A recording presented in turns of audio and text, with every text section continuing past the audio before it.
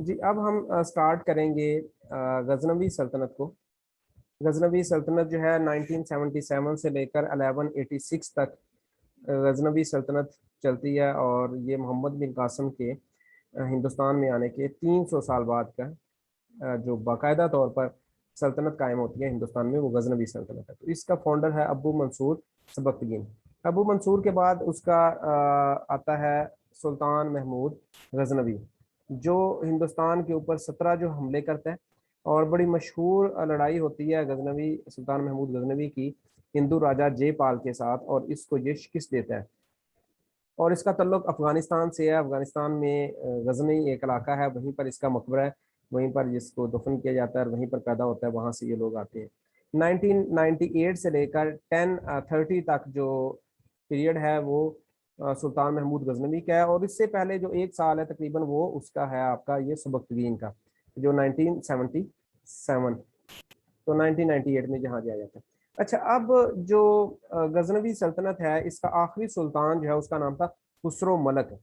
1186 में खुसरो मलक को शिकस्त देता है शहाबुद्दीन गौरी, और 1186 में इस तरह गजनवी सल्तनत का खात्मा हो जाता है और गौरी सल्तनत जो है वो स्टार्ट हो जाती है। तो अब आपने ये याद रखना है कि गजनवी जो डायनास्टी थी उसका फाउंडर कौन था। तो उसका फाउंडर था अबू मंसूर सबकतगीन। इसमें द मोस्ट पॉपुलर रूलर कौन था। बहुत सारे और भी रूलर आते हैं, हम यहाँ डिस्कस नहीं कर रहे। गजनवी में ये देखें 1030 तक तो हो गया ना सुल्तान महमूद गजनवी।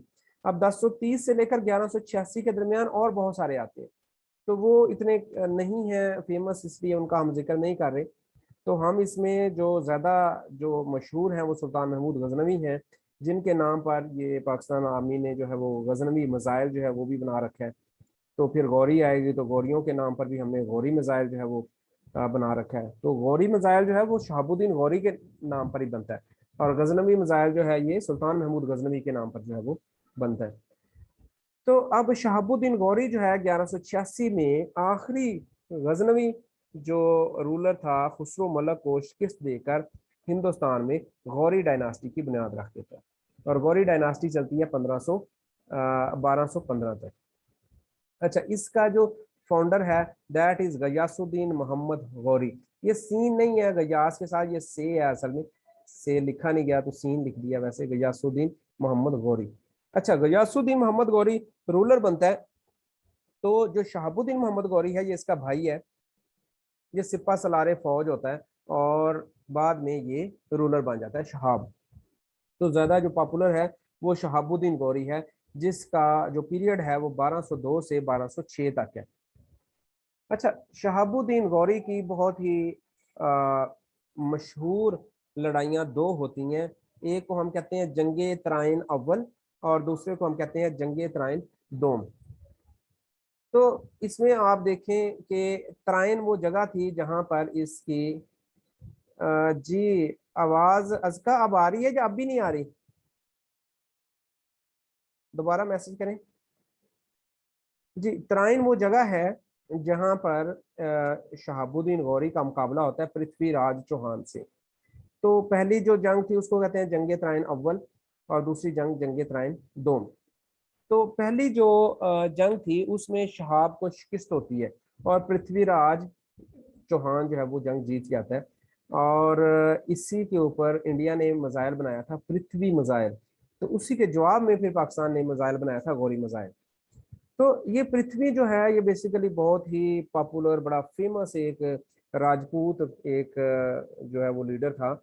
और इसका जो है वो फौज जो है और बाकी ताकत जो है वो बड़ी ज्यादा थी, और इस वजह से काफी ये हीरो एक समझा जाता है इंडिया में। तो अब पृथ्वी जब इसको शहाबुद्दीन गौरी को शिकस्त होगी तो इसने कसम खाई कि मैं जो है वो इसका बदला लूंगा। तो एक साल के बाद ये दोबारा फिर जंग के लिए आता है। तो उस जंग में भी शहाबुद्दीन गौरी जो है पृथ्वीराज चौहान को शिकस्त देता है, और फिर पृथ्वी को ये कत्ल करता है। इसमें एक बड़ी टेक्निक यूज हुई थी, एक वाक्य आपको सुनाता हूँ जंगे तराइन दोम का। बेसिकली ये वही वाक्य है जो वाकया हुआ जब एक, अगर आपका हिस्ट्री से कुछ लगाव है यूरोप की हिस्ट्री से, तो एक वाकया हुआ था। एक जगह थी ट्रॉय। ट्रॉय जो है ये जगह थी और ये नाकाबिल शिकस्त समझी जाती थी। तो यूनान वाले जो हैं वो 10 साल तक अटैक करते हैं ट्रॉय के ऊपर, लेकिन ट्रॉय फतह नहीं होता। तो यूनान वाले जो है थाउजेंड्स ऑफ द शिप्स जो है वो लेकर जाते हैं अटैक के लिए, हजारों शिप्स जाते हैं, और 10 साल तक जंग लगी रहती है, और ट्राई वाले जो है वो फतह नहीं होते, ट्राई फतह नहीं होता। तो एक चाल चलते हैं यूनान वाले, एक चाल चलते हैं। वो क्या करते हैं, वो उस जगह को छोड़ देते हैं और जहाज़ों में बैठकर वापसी के लिए रवानगी जो है वो अख्तियार कर लेते हैं, और शो ये करते हैं कि हम लोग जा रहे हैं वापस। लेकिन वो चाल चलते हैं, जंगी चाल होती है, 10 साल के बाद ये चाल चली जाती है। और उसमें होता क्या है कि वो समंदर के किनारे ना, जहाँ पर उन्होंने पड़ाव डाला होता है, जाने से पहले ना वहां पर एक घोड़ा बनाते हैं, बहुत बड़ा घोड़ा बनाते हैं, और लकड़ी का एक घोड़ा बनाते हैं, काफी बड़ा सारा घोड़ा होता है। और तकरीबन 30-40 बंदे ना, जो बड़े जंगजू होते हैं, वो उस घोड़े के अंदर, उसके पेट में लकड़ी का होता है, उसके अंदर बंद हो जाते हैं, बैठ जाते हैं, बीच में खिड़कियां वगैरह होती हैं और उसके अंदर। अब जब ट्राई वाले देखते हैं कि वो वापस जा रहे हैं जहाज उनकी, तो वो घोड़े को देखते हैं, तो वो कुछ कहते हैं कि इस घोड़े को जला दें, कुछ कहते हैं कि नहीं, इतना बड़ा, बहुत बड़ा घोड़ा होता है वो, इतना बड़ा घोड़ा है, तो क्यों ना इसको अपनी फतह के तोहफे के तौर पर हम महल में ले जाए। तो वो फिर इस तरह उसको किसी तरीके से रस्से बांध के और उसके नीचे जो है वो लकड़ियां रख के उसको घसीट कर महल में ले जाते हैं, और साथ ही वो बंदे जो अंदर पेट में होते हैं वो भी महल में पहुंच जाते हैं। अब जो जहाज वापस गए होते हैं वो भी चलते रहते हैं, और बाद में वो भी रात को वापस आ जाते हैं। अब जब रात को वो जश्न जश्न मना के सोते हैं, तो वो घोड़े में से बंदे जो हैं वो आस्ता आस्ता निकलते हैं और किले के दरवाजे खोल देते हैं। बाहर फौज जो है वो तैयार खड़ी होती है, वो ट्राई वाले सो रहे होते हैं। तो वो जगह जो 10 साल में फतह नहीं हो सकी थी, वो चंद घंटों में फतह हो जाती है, और बड़े आराम से वो लोग बगैर किसी लॉस के पूरे ट्राई को फतह कर लेते हैं। तो यहाँ पर भी शहाबुद्दीन ने यही किया कि शहाबुद्दीन जो है वो सब कुछ छोड़ छाड़ कर और फौज को लेकर, और शो इसने किया कि मैं वापस जा रहा हूँ। तो पृथ्वीराज चौहान और बाकी जो लोग थे, उन्होंने समझा कि जंग जीत गए, वो जश्न मनाने लग गए। सारी रात जश्न मना के जब थक थुक के वो लोग सोए हैं, तो अचानक इन्होंने वापस मुड़कर हमला कर दिया और पृथ्वीराज चौहान को कत्ल कर दिया। तो इंडिया वाले अब भी ये क्लेम करते हैं कि ये पृथ्वीराज के साथ जो है वो धोखा हुआ था और उसको धोखे से कत्ल किया गया। बहरहाल ये टोटल इंसिडेंट था, इसमें शहाबुद्दीन गौरी की पता होती है। अब क्या होता है कि गौरी जो है, शहाबुद्दीन गौरी जो है, जेलम के नज़दीक जो है वो इसको नमाज के दौरान में कत्ल कर दिया जाता है, और सुहावा एक जगह है जेलम के नज़दीक, तो वहां पर। अब इसका बेटा कोई नहीं था, शहाबुद्दीन गौरी का बेटा नहीं था, तो इसने एक वसीयत की थी कि मेरे जाने के बाद मेरे गुलाम जो है वो मेरे जानशीन बनेंगे। तो यहाँ से फिर दिल्ली सल्तनत का आगाज हो जाता है 1206 में। 1203 से 1206 जब गौरी का पीरियड खत्म होता है, तो 1206 से लेकर 1526 तक दिल्ली सल्तनत शुरू होती है। दिल्ली सल्तनत इसलिए इसको कहते हैं क्योंकि इन लोगों ने दिल्ली को अपना जो है वो मरकज बनाया। तो अब इसमें 5 खानदान आएंगे जिनकी गवर्नमेंट बनेगी। दिल्ली में 5 मजीद खानदान आएंगे। इसका फार्मूला है मुख्तसल, मीम फॉर ममलूक, इसको कहते हैं ममलूक डायनास्टी। ममलूक लफ्ज अरबी में स्लेव को बोलते हैं, गुलाम को अरबी में ममलूक कहते हैं। तो इसको स्लेव डायनास्टी भी बोल देते हैं, इसको खानदान गुलामा भी बोल देते हैं, और इसको ममलूक डायनास्टी भी बोल देते हैं। तो मुख्तसल में मीम फॉर ममलूक, तो 1206 से 1290 तक ममलूक। खे फॉर खिलजी, 1290 से 1320 तक खिलजी। एंड मुख्तसल में ते फॉर तुगलक, 1320 टू 1414। सीन फार सादात या सैयद डायनास्टी, जो 1414 से 1451। और एंड पर लाम फार लोधी डायनास्टी, 1451 से 1526। तो ये मुख्तसर जैसे हम पढ़ते हैं, यहीं से आपने कर लेना मुख्तसर। तो ये 5 खानदान जो है, इनका ड्यूरेशन और इनको आपने याद रखना है। अब हम इनको स्टेप बाय स्टेप इन पांचों को डिटेल से देखेंगे। तो दिल्ली सल्तनत में इनके हम पांचों खानदानों के आपने याद रखने हैं। पहले तो बानी, ममलूक का बानी था कुतुबुद्दीन ऐबक। खिलजी जो डायनास्टी थी, इसका बानी था जलालुद्दीन फिरोज खिलजी। तुगलक डायनास्टी का बानी था गयासुद्दीन तुगलक। सादात का बानी था सैयद खिजर खान। और लोधी डायनास्टी का बानी था बहलोल खान लोधी। ये सवाल पीपीएससी में आता है। तो इन पांचों का ड्यूरेशन और पांचों के जो सरबराहान हैं, इनके नाम आपने याद रखने हैं। इसके बाद हमारे पास खानदान गुलामा ममलूक डायनास्टी या स्लेव डायनास्टी को हम डिटेल से पढ़ेंगे। सबसे पहले इसका फाउंडर जो है वो है कुतुबुद्दीन ऐबक, दिल्ली को दारुल हुकूमत बनाता है। कुतुब मीनार दिल्ली जो है आज भी मौजूद है, ये इस कुतुबुद्दीन ऐबक ने बनाया था। और ये क्या करता है कि ये शिकस्त देता है मेवार। मेवार एक जगह का नाम है, हिंदुओं की राजपूतों की जगह है मेवार। उसके राजा को शिकस्त देता है और उसका सर काट कर उससे पोलो खेलता है। ये तो सवाल ये आता है कि वो कौन सा बादशाह था जो पोलो खेलते हुए मर गया, घोड़े से गिरकर मर गया। तो उसका जवाब है कुतुबुद्दीन ऐबक। और पोलो भी ये खेल रहा था उसके सर के साथ, जो मेवाड़ का राजा था। तो इसका दरबार जो है ये उर्दू बाजार जो है हमारा लाहौर में, उर्दू बाजार के अंदर ही अनारकली में ये इसका जो है इसका दरबार है लाहौर में। मैं गया हूँ वहाँ पर एक दो दफ़ा दुआ के लिए, जो दाता साहब हैं उनके साथ ही है। अच्छा, अब इसका जब कुतुबुद्दीन ऐबक जब इसकी वफात होती है तो इसका बेटा आराम शाह ये बनता है हुक्मरान। अब आराम शाह बड़ा कमज़ोर इंसान है और ये सिर्फ 6 माह तक जो है वो गवर्नमेंट करता है। इसको इसका दामाद जो है कुतुबुद्दीन ऐबक का दामाद अल्तमश, ये आराम शाह को कत्ल कर देता है और खुद जो है ये गवर्नमेंट संभाल लेता है। तो 1211 से लेकर 1236 तक अल्तमश जो है ये हुक्मरान रहेगा। ये सारे नाम आपने याद रखने, इन सब से सवालात आते हैं। जो मैंने सवाल आपके साथ शेयर किए हैं वो सारे सवाल वो हैं जो पीपीएससी के मुख्तलिफ पेपर्स में आ चुके हैं। मैंने एक आपको पीडीएफ की फाइल शेयर की है, उसमें देखिएगा, इसमें से सवालात आएंगे। तो अल्तमश जो है, जो इसका दामाद है, इसके बाद इसकी बेटी आती है रजिया सुल्ताना। ये सीन के साथ लिखा हुआ है, असल में जवाद के साथ आएगा, रजिया है ये इसकी बेटी। अल्तमश की ये बेटी है। अल्तमश कुतुबुद्दीन ऐबक का दामाद है और फिर अल्तमश की बेटी गवर्नमेंट में आती है रजिया सुल्ताना। 4 साल तक ये गवर्नमेंट करती है 1236 से 1240 तक। और फिर इसके हवाले से ये सवाल आता है कि वो कौन सी पहली जो है वो मुसलमान औरत हुक्मरान कौन सी थी हिंदुस्तान की, तो उसका जवाब होगा रजिया सुल्ताना।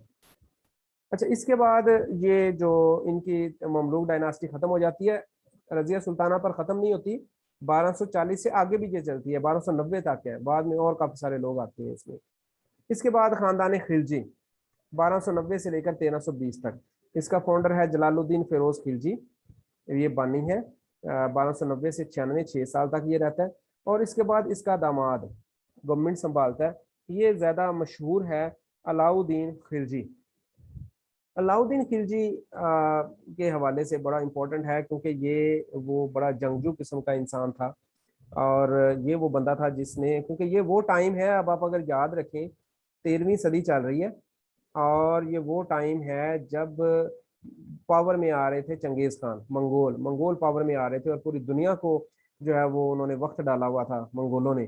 तो यहाँ पर भी उस टाइम मंगोलों के साथ अटैक हो रहे थे। तो जो मंगोलों को जो टक्कर दी है हिंदुस्तान में वो अलाउद्दीन खिलजी ने दी है। अलाउद्दीन खिलजी लड़ा है मंगोलों के साथ, क्योंकि मंगोल एक ऐसा खौफनाक किस्म का खतरा उस टाइम होता था कि मंगोलों ने आना तो बाद में है, जो फौजें हैं वो उनके आने से पहले उनके डर और खौफ से ही हथियार डाल देती थी। तो अलाउद्दीन खिलजी ने पहली दफा इसने, अल्तमश भी मंगोलों से लड़ता रहा और फिर अलाउद्दीन खिलजी ने पहली दफा उनको जो है वो शिकस्तें दी, वो खिलजी ने दी, अलाउद्दीन ने दी। अब अलाउद्दीन का थोड़ा सा ये भी था कि ये बंदा कहता था कि दुनिया की हर जो नायाब चीज़ है उसके ऊपर मेरा जो है वो हक जो है वो होना चाहिए। जो इसका जिसका ये दामाद था, इसके अंकल थे, इसके मामू थे, उसको कत्ल करता है ये, उसको कत्ल करके अलाउद्दीन खिलजी जो खुद हुक्मरान बनता है। और फिर आपने ये एक मूवी देखी होगी पद्मावत या पद्मावती, वो उस लड़की का नाम है, उसमें उस पे ये आशिक हो जाता है और उसके लिए ये फिर वहां पर अटैक करता है मेवाड़ में उनके साथ। फिर ये काफी अरसा ये जंग वगैरह लड़ता रहता है, वो मूवी में आपने देखा होगा सारा इसका। उन्होंने तो बड़ा इसको गलत किस्म का एक इंसान जो है उसके तौर पर पेश किया है अलाउद्दीन खिलजी को। अच्छा, अलाउद्दीन खिलजी के हवाले से एक और सवाल भी आता है कि वो कौन सा फरमानरवा था जिसके दौर में प्राइस कंट्रोल का सिस्टम जो है वो शुरू हुआ। तो अलाउद्दीन खिलजी के दौर में प्राइस कंट्रोल का सिस्टम शुरू हुआ। प्राइस कंट्रोल यही है कि आज आप फ्रूट की रेडी पर या सब्जी की दुकान पर जाते हैं तो वहां पर एक लिस्ट पड़ी होती है जिसके ऊपर प्राइस जो है वो तय होती है हर चीज की। तो ये निज़ाम अलाउद्दीन खिलजी ने स्टार्ट किया था। अच्छा, अब यहाँ पर कुछ बड़े स्ट्रेंज से इंसिडेंट्स हैं। यहाँ पर अलाउद्दीन खिलजी के बारे में थोड़ा सा ये कहा जाता है, उस मूवी में भी आपने देखा होगा, होमोसेक्सुअलिटी का जो आंसर जो है वो बहुत ज़्यादा था यहाँ पर। और अलाउद्दीन खिलजी जो है, इसके भी कुछ रिलेशंस जो तारीख में आता है कि एक तो ख़ास मेल इसने साथ रखा हुआ था, उसके साथ इसके रिलेशन थे। और फिर बाद में इन्हीं में इनका जो आखिरी खिलजियों का आखिरी वो आता है, उसका नाम था मुबारक या मुबारक शाह खिलजी। वो तो बाकायदा तौर पर एक हिंदू लड़के से शादी कर लेते हैं, और उस लड़के का नाम था खुसरो। तो ये खुसरो ही बाद में मुबारक शाह को कत्ल कर देता है और खुद बादशाह बन जाता है। इस तरीके से ये खिलजियों का जो पहला है वो है जलालुद्दीन फिरोज खिलजी, और आखिरी जो है वो है खुसरो, और सॉरी मुबारक शाह खिलजी। और दरमियान में जो मेन पर्सन आता है वो आता है अलाउद्दीन खिलजी। इसके बाद है खानदान तुगलक। इनका गयासुद्दीन तुगलक, और गयासुद्दीन तुगलक का असल नाम जो था वो था गाजी मलक। तो ये फाउंडर था इसका। ये आपने इसका असल नाम भी याद रखना है, गाजी मलक, ये भी बाज़ औक़ात सवाल आ जाता है। फिर ख़ानदान सादात या सैयद डायनास्टी, तो इसमें सैयद खिज़र खान इसका फाउंडर है। उसके बाद हमारे पास आता है लोधी डायनास्टी, और इसका फाउंडर है बहलोल खान लोधी। और आखिरी जो बादशाह था लोधी डायनास्टी का, वो है इब्राहिम लोधी। और इब्राहिम लोधी को फिर शिकस्त होती है पानीपत की पहली लड़ाई में। बाबर जो है वो जहीरुद्दीन बाबर 1526 में इब्राहिम लोधी को शिकस्त दे देता है, और हिंदुस्तान में मुगल डायनास्टी की बुनियाद रख देता है। तो इस तरीके से दिल्ली सल्तनत जो है इसका खात्मा हो जाता है। तो ये पांच खानदान जो हैं ये 320 साल गवर्नमेंट करते हैं हिंदुस्तान के ऊपर।